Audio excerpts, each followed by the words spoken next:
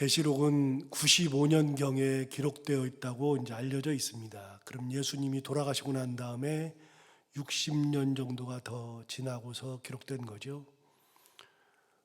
95년경 그때는 도미티아누스 황제가 로마의 황제로 재임하던 시절입니다. 도미티아누스 황제는 기독교를 가장 많이 심하게 악랄하게 박해했던 가장 유명한 황제가 도미티아누스 황제입니다. 그래서 기독교 역사에서는 도미티아누스 황제 그러면 예수 믿는 사람을 가장 많이 잡아서 죽였던 가장 악랄한 황제로 알려져 있죠. AD 64년 예수님이 돌아가시고 나서 30년 정도 있었을 때에 그때 황제가 네로였죠. 우리가 잘 아는 네로. 네로가 얼마나 정신병이 심했냐면 네로는 자기 엄마도 죽여버렸죠. 엄마를 죽여버리고 그리고 자기 자식도 죽여버리고 그 정도로 정신병 환자였습니다. 네로가 가장 악랄했던 것 중에 하나는 로마에다가 불을 질러버린 거죠. 근데 이제 로마에다 불을 질러놓고서 그걸 자기 황실에서 내려다보면서 낄낄거리고 웃었다는 것은 굉장히 공공연한 역사적 사실 중에 하나입니다. 그러니까 자기가 통치하던 로마를 불을 내놓고 그거를 즐긴다. 그 정신병자 중에 가장 큰 정신병자죠. 그 로마의 황제 중에 몇몇 유명한 황제가 있는데 대표적으로 이 네로가 있습니다. 네로 시대에도 예수 믿는 사람들을 많이 죽였고 네로는 얼마나 악랄했냐면 로마에 화재가 났을 때 그 이제 로마 화재는 전 세계적으로 유명한 화재들 중에서 역사적 화재 중에서 몇 가지가 됩니다. 그 중에 하나가 이제 로마 AD 64년에 있었던 로마의 대화재, 그리고 이제 일제 시대 때 동경에서 일어났던 지진이 일어났을 때 도쿄에 큰 불이 났잖아요. 동경 대지진, 그때 동경 대화재 났을 때 일본 사람들이 그 화재가 정권의 위기가 오니까 누군가가 불냈다고 해야 되니까 조선 사람들이 냈다, 조선진이 냈다 그래가지고 그 당시에 도쿄에 있었던 많은 조선인들을 일본 사람들이 다 무자비하게 잡아다가 죽였죠. 아무 이유 없이 그냥 죽인 겁니다. 이제 그런 것들이 이제 세계의 역사 중에 대화재가 몇 개가 있는데 그 중에 하나가 이제 요즘 최근에 여러분 우리가 아시는 것 중에서는 이제 동경 대화재가 있고요. 로마 대화재는 그거는 네로가 불을 내놓고서는 그거를 자기 황실에서 내려다보면서 낄낄거리면서 막 웃었죠. 그만큼 정신병자입니다. 그런데 그러고 나니까 이제 로마 시민들이 이제 난리가 난 겁니다. 사실 그 당시에 로마 대화재 때 그 얼마나 불이 많이 났냐면 로마시의 3분의 2가 불이 탔다 이렇게 이제 알려져 있는데요. 왜 그러냐면 그 당시에 이제 목재 건축이 유행했고요. 집이 따닥따닥 붙어 있었습니다. 그 당시에 이제 건축 형태가 집이 다닥다닥 붙어 있으니까 그냥 옆으로 계속 건져가지고 3분의 2가 불이 탔고요. 그래서 로마가 큰 위기에 처하고 정권의 위기가 오자 네로가 했던 일이 뭐예요? 누가 불냈다 그래요? 예수 믿는 사람들이 불냈다.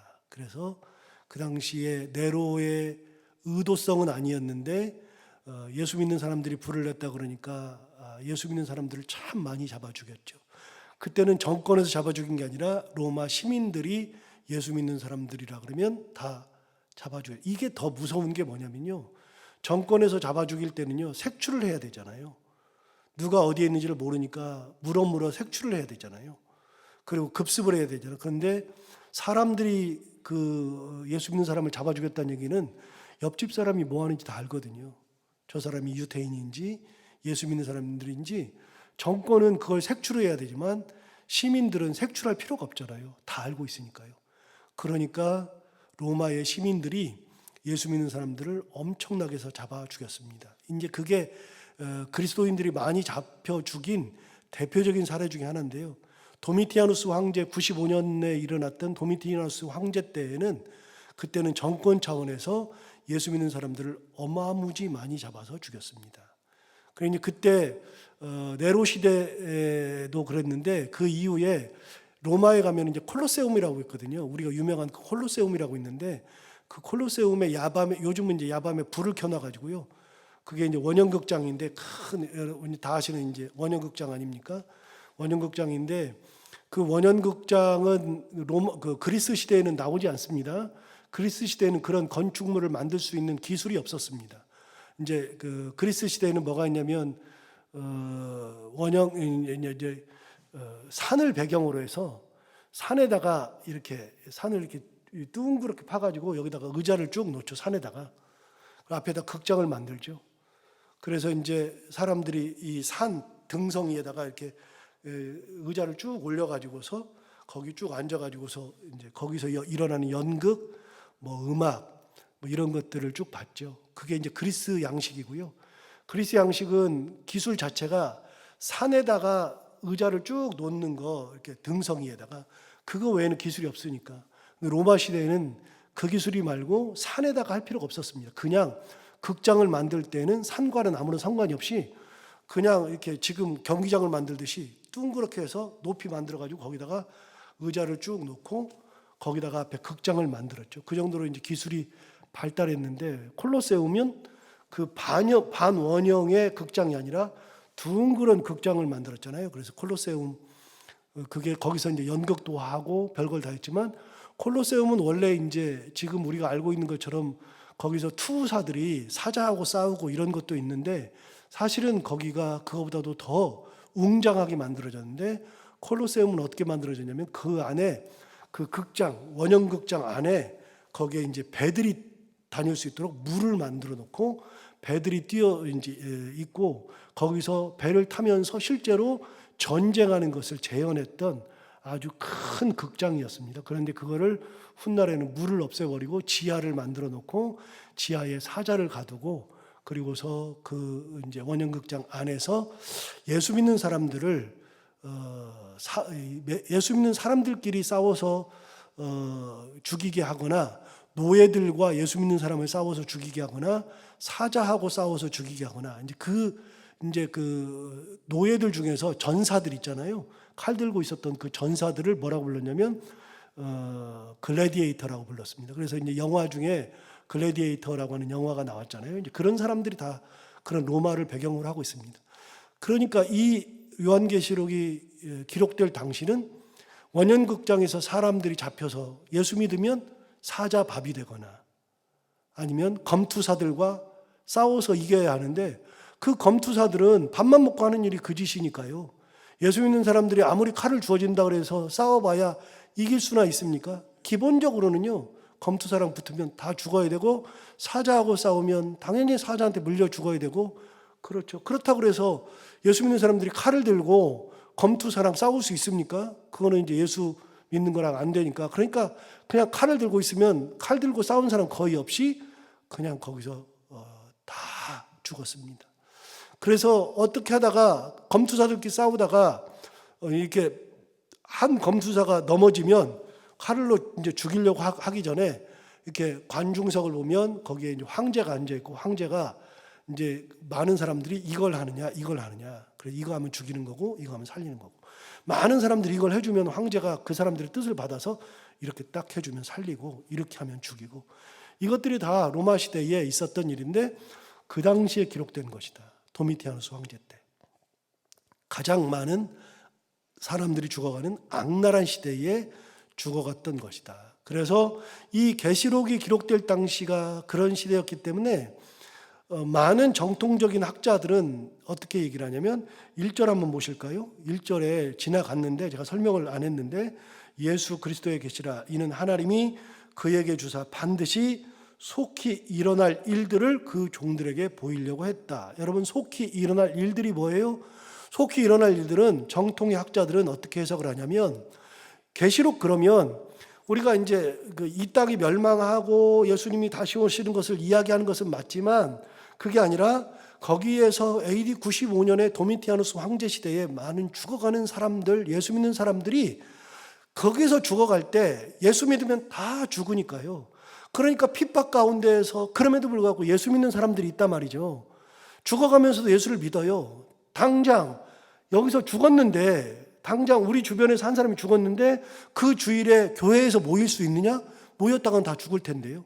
그러면 그럼에도 불구하고 사람들이 모여요. 모이는 사람들에게 무슨 얘기를 해주고 싶어요? 예수 그리스도께서 너희들이 당한 이 고난과 고통과 환난을 알고 계신다 라고 하는 말씀을 하셔요. 그래서 이제 2장에 가보면 2장에서 이제 2장 3장에서 7교회에 보내는 편지가 나오는데요. 7교회에서 나오는 이 편지에 공통된 패턴이 있어요. 제가 할 때 이제 2장 할 때 말씀을 드릴 텐데, 공통된 패턴이 여러 개, 5개 정도가 나오는데 다 똑같아요.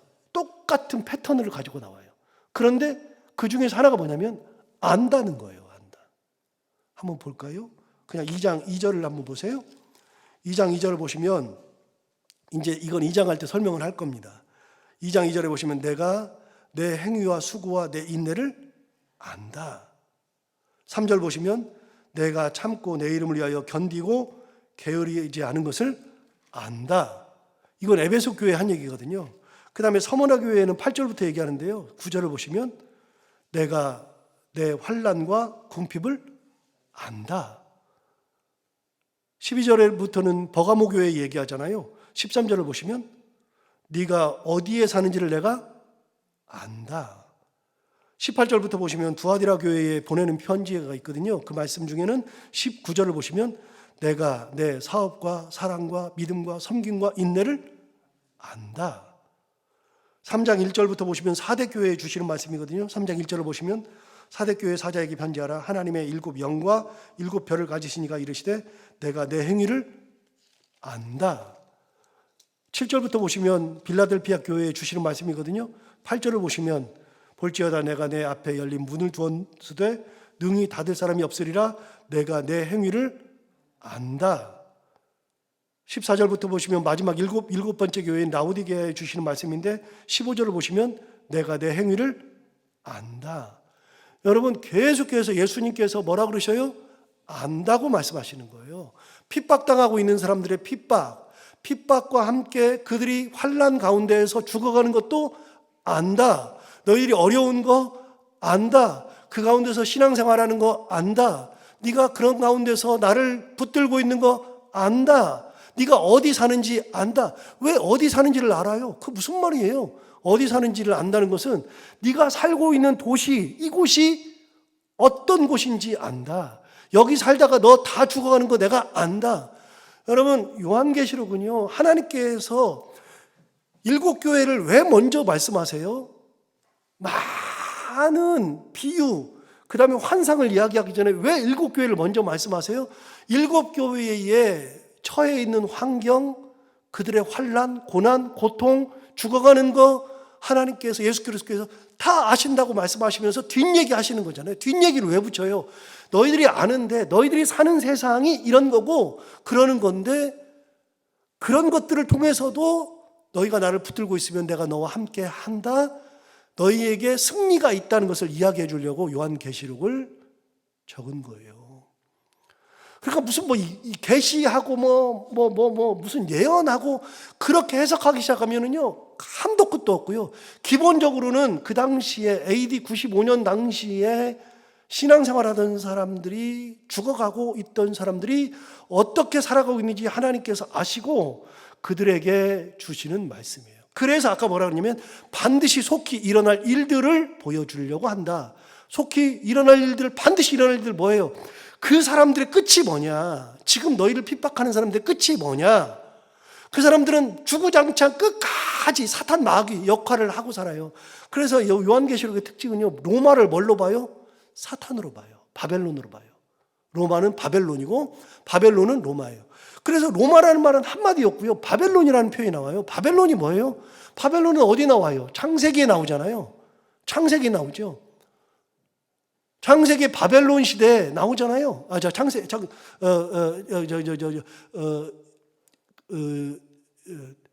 묵시서에 나오잖아요. 예언서에 나오잖아요. 그러니까 바벨론 포로로 가잖아요.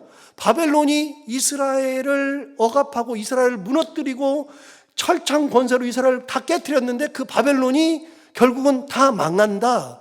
그 얘기를 하는 거예요. 그래서 로마는 바벨론이거든요. 바벨론은 그래서 로마 시대에 이거를 로마가 망한다, 로마다 그러면 로마가 이걸 보고 나서 큰일 나죠. 그럼 더 잡아 죽이죠. 그러니까 로마가 모르는 용어를 써야 되는데 그러기 위해서 쓰는 가장 중요한 용어가 뭐냐?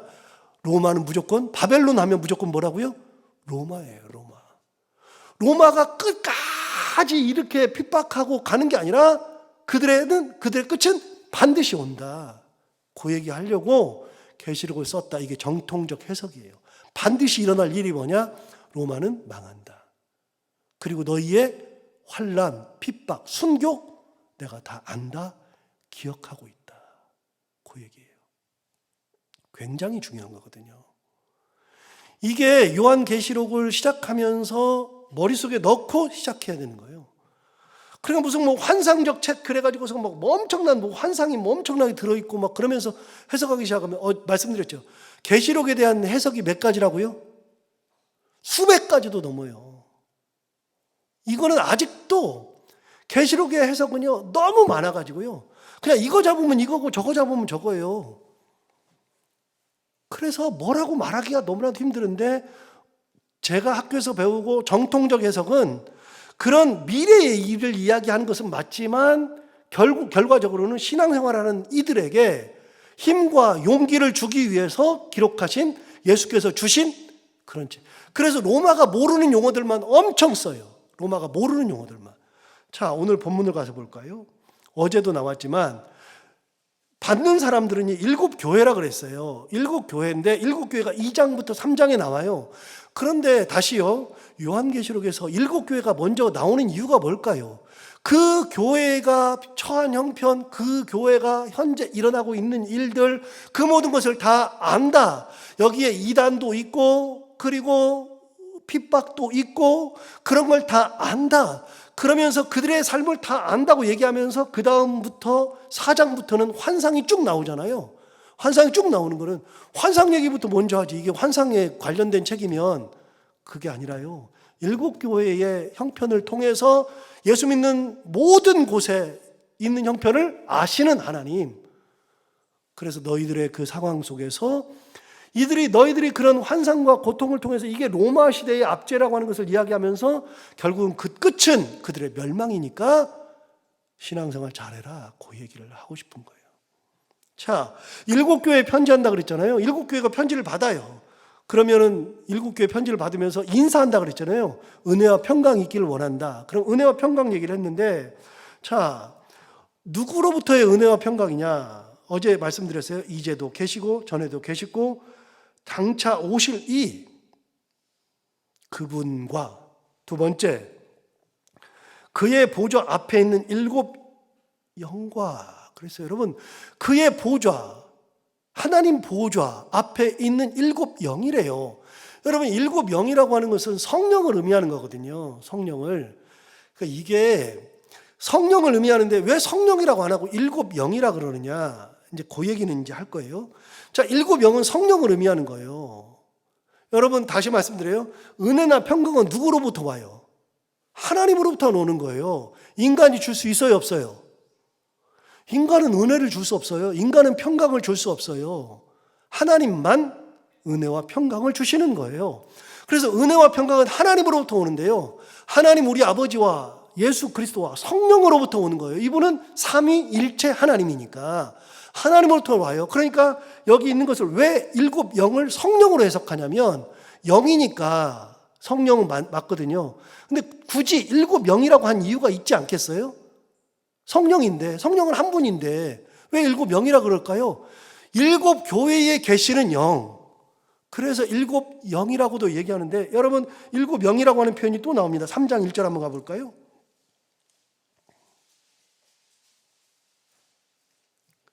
사대교회 사자에게 편지하라. 하나님의 뭐요? 7 영과 7 별을 가지시니가 이르시되. 그랬어요. 4장 5절로 가볼까요?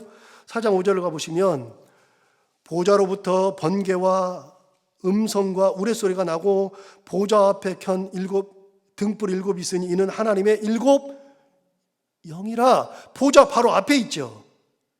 여기 보좌로 붙어 있죠. 그 다음에 5장 6절 한번 가볼까요? 5장 6절 보시면 내가 또 보니 보좌와 내 생물과 장로들 사이에 한 어린 양이 서 있는데, 보좌와 내 생물과 장로들 사이에 한 어린 양, 어린 양은 여기서의 어린 양은 예수 그리스도예요. 어린 양이 서 있는데 일찍이 죽임을 당한 것 같더라. 그에게 7 뿔과 7 눈이 있으니 이 눈들은 온 땅에 보내심을 받은 하나님의 7 영이더라. 성령께서는 어디 계셔요? 보좌 앞에 계셔요. 하나님의 보좌 앞에. 그 7 영이 나와요. 그런데 이 요한계시록은요, 7이라는 숫자에 굉장히 집착해요. 7 교회, 7 영. 그랬잖아요.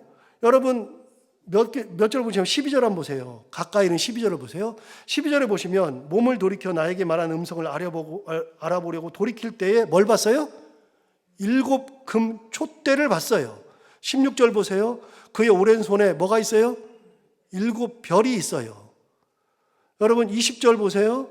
20절 보시면 내가 본 것은 내 오른손에 7 별의 비밀과 또 7 금 촛대라. 그러면서 7 별에 대해서 설명했어요. 그래서 2장 1절에도 보시면 오른손에 7 별을 붙잡았다. 그래서 사도행전은요, 7이라는 숫자가 계속 나와요. 끊임없이. 나중에 이제 오늘은 시간이 가서 다 못하고요. 이제 내일 혹시 할 수 있으면 하고요. 7이라는 숫자에 왜 집착하냐면요, 간단한 거예요. 여러분 7이 뭡니까? 7은요, 여러분 7교회에 편지하라 그랬어요. 7교회에. 그래서 7교회에 이 편지를 보내라고 예수님께서 말씀하셔서 7교회에 편지를 보내는데 왜 굳이 7교회예요? 여러분 아시아는 터키의 서부 지방에 있는 아시아라는 주잖아요. 아시아라는 주에 7교회가 있어요. 에세보드, 사빌라 7교회가 있는데, 그럼 하나 물어봐요. 그 아시아에 7교회만 있을까요? 더 있을까요? 더 있죠. 그런데 왜 7교회만 얘기해요? 7이라고 하는 것은 대표성을 얘기하는 거고요, 완전성을 얘기하는 거예요. 요한계시록에서는 7이라는 숫자를 굉장히 중요하게 봐요. 왜 7이 중요하냐면 7은 완전수거든요. 완전수. 하늘의 완전수는 3이에요. 3. 하늘의 완전수 3. 성부, 성자, 성령. 하늘의 완전수는 3이에요. 땅의 완전수는 4예요. 추나 추동, 동서남북. 그래서 사람들은요, 땅을 네모로 봐요. 네모로. 옛날 구약시대에는요, 땅이 둥글다고 생각하지 않았어요. 그 당시에는 땅이 네모라고 봤어요. 이게 땅의 완전수는 4예요. 하늘의 완전수는 3이죠. 하늘의 완전수와 땅의 완전수가 만나요? 둘이 만나면 3과 4가 더해지면 몇이에요? 7이 나오죠.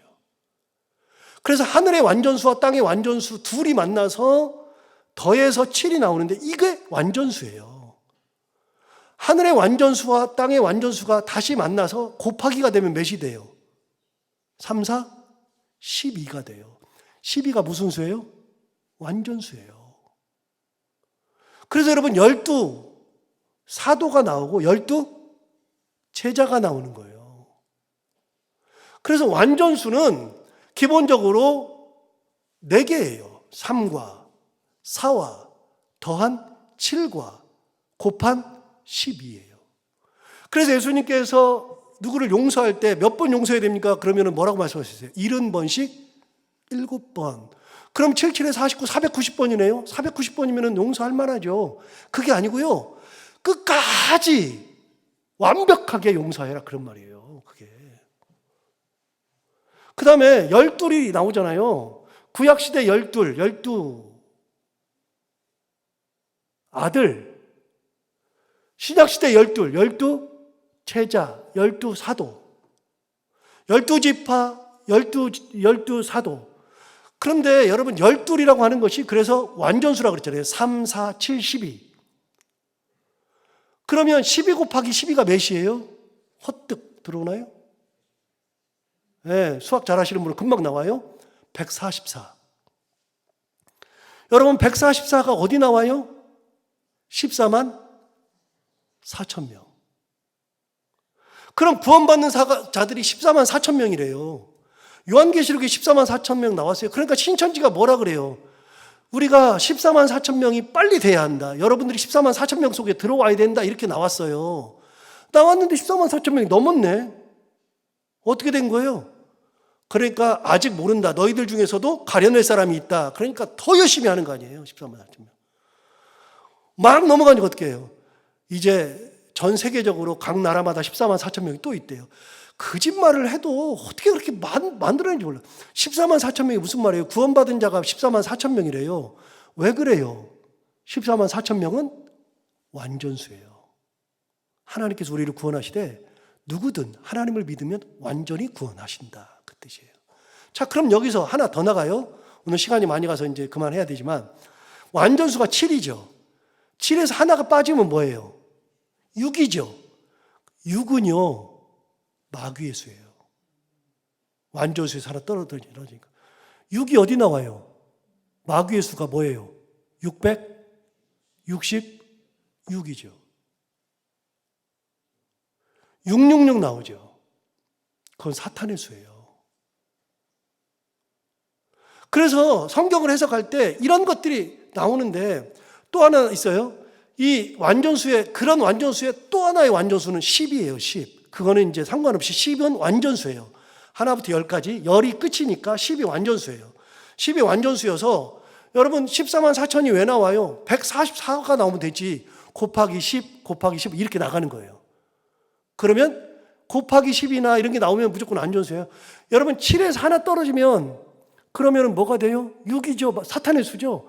그래서 여러분 7은 지금 옛날에 영어로 얘기할 때 럭키 뭐라 그래요?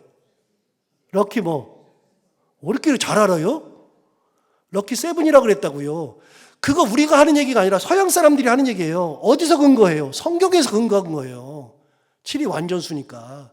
7이 럭키라고 생각한 거예요. 완전한 거. 그래서 럭키 7이에요.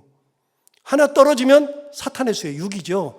10에서 하나 빠지면 9죠. 9도 사탄의 수예요. 그래서 이게 성경에 꾸준히 나와요. 이제 내일은 또 7일에 대한 얘기를 좀 더 하겠지만 중요한 게 있어요. 어떤 거냐면 여러분 계시록은 미래에 되는 어떤 우리가 알지도 못하는 미래에 천년 왕국이 세워지고 나와요. 천년 왕국이.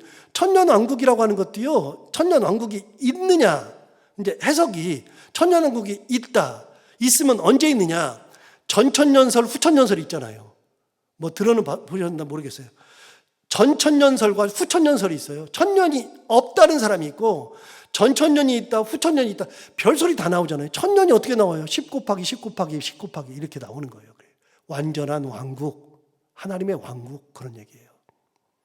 그래서 계시록은 끊임없이 숫자를 쓰죠. 근데 그 숫자는 로마가 몰라요. 3이 완전수고 4가 완전수고 7이 완전수라는 것을 몰라요. 이 편지는 누구만 알아봐야 돼요? 예수 믿는 사람만 알아봐야 돼요. 바벨론이 로마니까요. 예수 믿는 사람들 당대 바벨론 그러면 로마인 걸 다 알았어요. 바벨론이 멸망한다? 용이다? 바벨론이 용이다? 예수 믿는 사람들은 다 알았어요. 그래서 계시록을 해석할 때는요.